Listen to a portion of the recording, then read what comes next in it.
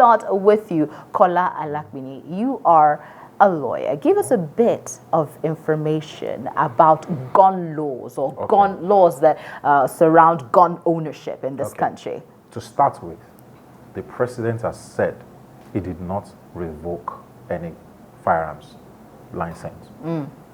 He's made himself clear through Garba Shehu, right? I am also now saying that the president does not have such powers to withdraw any gun license. The only power that can do that is the people of Nigeria through the National Assembly, because it is governed by a firearms license, the Firearms Act. You will have to change the law. It's just like what happened when Goodluck Jonathan woke up one day and decided to change University of Lagos. All these things are remnants of military rule, where one man wakes up one day and just makes a pronouncement on radio, I fire you, I sack you. Most people just turn back on their way to work. You only listen to 7 o'clock Radio Nigeria News when you're going in your car to know if you've lost your job or not. These are remnants, relics of military years. The president cannot, on his own, we ascribe too much powers to the president. Yes, he's very powerful, but he cannot. The only person who can do such things, or the only people, are the National Assembly. You have to change the law. And that was why the people of Unilag were all over. No, you can't just wake up and say, I'm changing Unilag to Maulag. No, there's an act establishing it. Interesting. Let's talk about gun laws in this country, owning a gun. Now, we've looked through and through. I don't know if any one of you has the figures for the number of people who have licensed guns. We've tried to do that research a little bit, but there are no definitive number, or rather stats, to show the number of people who have guns in this country. But for the people who want or own guns, how do they get them? Let me not use if you want to own a gun, how do you get it? Starting with you again, Kola, before we bring in Amici. You can get a gun made in Oka. No, I'm talking about legally, please. Yes. Okay. You can start by getting a gun made in Oka from your local gunsmith, the Dane gun, the Dane guns that the hunters carry and everything. Anybody can own a gun. It's like owning a chisel or an hammer. The question is, are you licensed to carry one openly? Then the procedures, you go for what they call a gun license. I think it's the Commissioner of Police of every state that does that. And there's certain criteria. I can't remember everything, but a few of them is that you must be sane and all that, in your right senses to be able to carry a gun and all. Probably maybe eye test or something might be part of it. I don't have all the facts, but those are you're not going to give a gun to someone who is not normal. Of course. Yes. And then the license, you pay a certain fee, and then you come every year, I think, to renew it. We hear that renewing it's just 500 naira. And then there are certain types of guns that you can carry. I think the maximum you can carry is a shotgun, the double barrel or single barrel or something. You cannot carry an AK-47 like you're hearing, yes, or a pistol. You're hearing all the arms, the banditry going on in Nigeria, certain tribesmen or whatever carrying guns. You can't do that because those are rapid fire guns, those are assault rifles.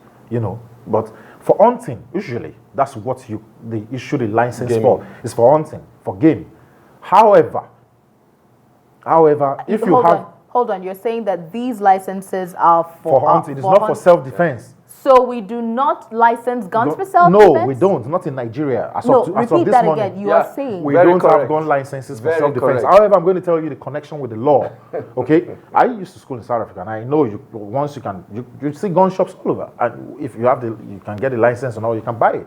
Even my taxi drivers in South Africa carry pistols because of the high crime rates. They try to defend themselves. But in Nigeria, they don't license you for self-defense. However, which is the important thing, if I have a shotgun, a double-barreled gun in my home, and a thief comes in the night, and I have to defend my family, I can resort to self-defense if I know that he's armed. Because I told you there are this is another ambit of the law. If someone comes to my house now, maybe 6 of them carrying AK-47, which are rapid-fire assault rifles, I just have a shotgun, maybe a double barrel. Maybe I might have like 3 or 4, and I give my kids, my wife, and everything. I say, okay, let's defend ourselves. The law says when you are attacked, or if you are going to claim self-defense, the force which you are using must be proportionate to what the other person is doing. So someone comes to my house, bandits come with 6 AK-47 rifles or M7 or whatever, and I just have shotguns. Is the force even proportionate? But I have to defend myself. So self-defense will avail me in law. The police can't come now and say, oh, I was attacking robbers or this and that. I have to defend myself. I don't even have enough proportionate force. Maybe if they came with spears and this and swords, the police might make an argument, oh, why are you responding with double-barreled when they've only come with swords and I've shot them. The police come and we now see swords or spears and you did not use proportionate force. Well, like I said, all those ones are different ambits of law, subject to being defended in court. All right, Amici, let me bring you into this because this has actually been the debate. Carrying arms, because there are so many groups that are armed in this country, and this is one of the major reasons insecurity is a problem for us. I mean, just like he said, there are tribes, there are militants, there, all of that having guns. And of course, when senators or rather House of Reps members came up to say we do not want the revocation of arms, one of the things that they put forward is it's going to make Nigerians vulnerable and at the mercy of criminals. So now that we don't even carry guns for self-defense, what are your thoughts about this? Is it time, gun laws, is it time to probably look at it again, or things are as good as they stand? Gloria, I will start by first asking you, because of the job you're doing, you ask a lot of questions from people, very sensitive issues.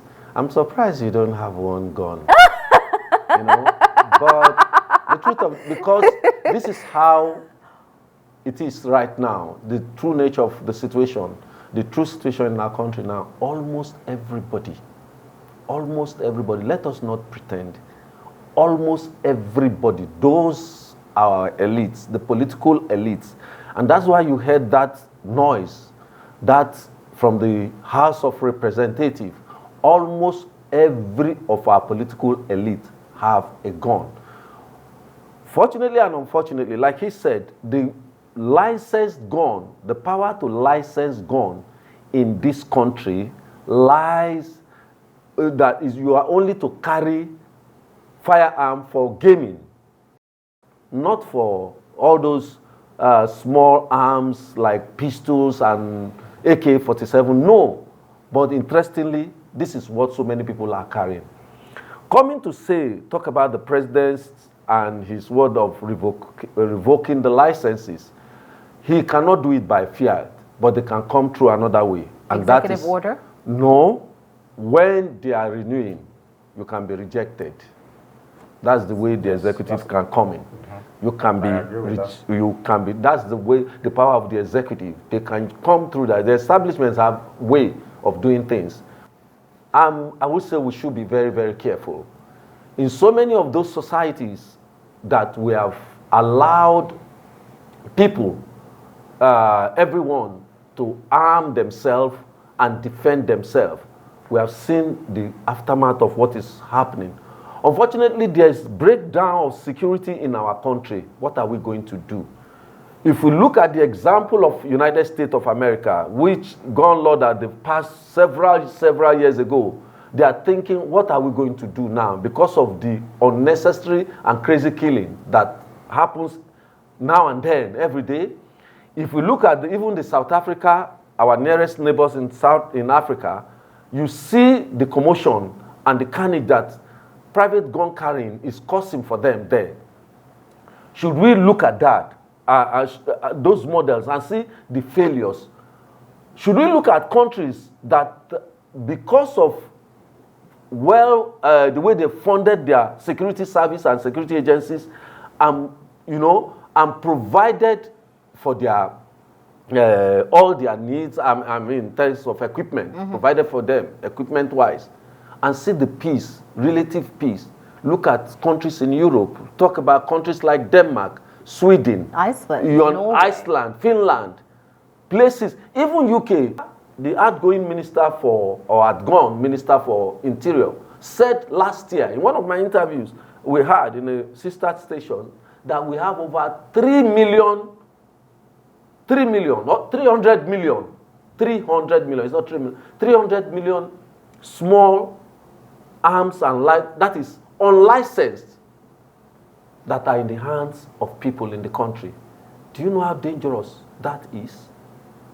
That is, we have an army of... Maybe that is the reason they're trying to mop up these guns. Well, the way they are going might not yield anything. It's very difficult to mop up these guns. Yes, it will be very difficult. The repercussion, what we are seeing now, presently, you have to look at how small arms proliferated in Nigeria.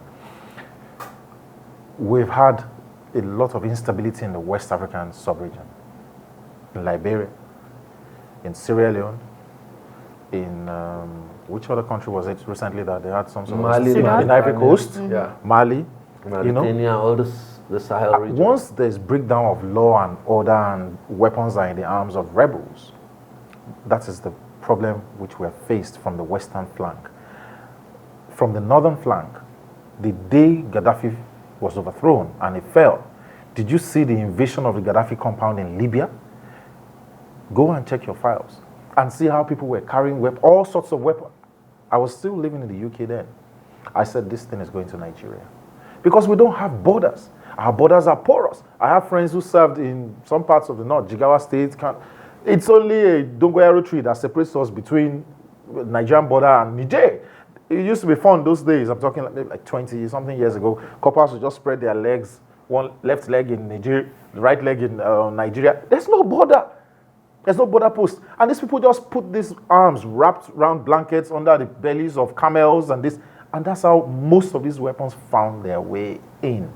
It's going to be a very Herculean task. And clearly, all of these issues that you're raising is making of course the government is aware of this. But then, like you said, how they go about mopping up these guns is going to be the Herculean task. Yes. Well, hopefully they are putting up ways to do that because there's so many guns in circulation, licensed and unlicensed. I think even most of them are very unlicensed. And elections, don't forget, elections actually put all of these in circulation. Our election. So our House of Rep members that cried out recently, they are being very hypocritical because a lot of them are involved in the amassment of these weapons. If you look at the other side of the argument, look at what happened in Benue when they were overrun with the herdsmen. Look at what's happened in some parts of the Niger Delta. And if we're saying that the National Assembly are the direct representatives of the people, maybe that is one of the reasons why they have clamored and said, you cannot do that because we don't have anything to defend ourselves. If the government has failed, security measures have failed, and some people just come from Togo or Guinea or whatever under the guise of herdsmen, they overrun farms. Sorry, if I would tell you something, why I'm holding them responsible, just like you said, why did it take for now? Why didn't they put those laws that we need to secure this nation? When it comes to appointment and promotion of these people that we are pushing forward and are causing this problem. Remember the case of the last IG that the president said go to Benue and was never there.